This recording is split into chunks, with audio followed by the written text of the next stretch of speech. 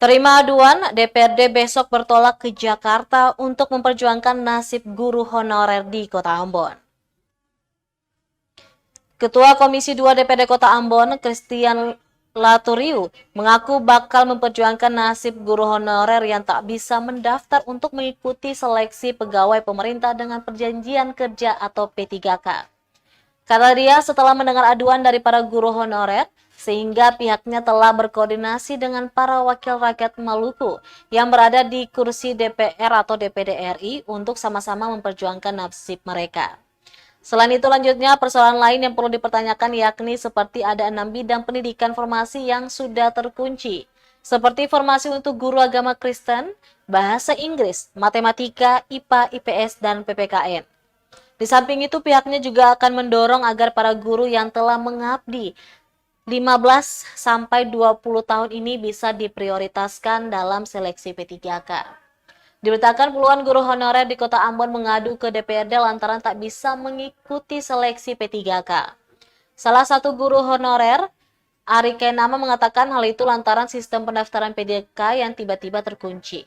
Pendaftaran P3K untuk jalur khusus dibuka tanggal 20 hingga 29 September 2023. Namun sistem saat itu tiba-tiba terkunci sehingga waktu pendaftaran diperpanjang dari 29 September sampai 3 Oktober 2023. Hendak melanjutkan pendaftaran, sistem kembali terkunci sehingga pendaftaran gagal dilakukan.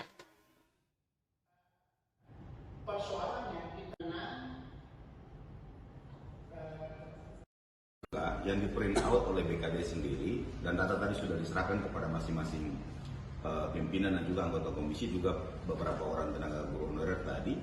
Jelas-jelas dokumen itu tuh menyajikan data yang betul-betul masih terbuka formasinya.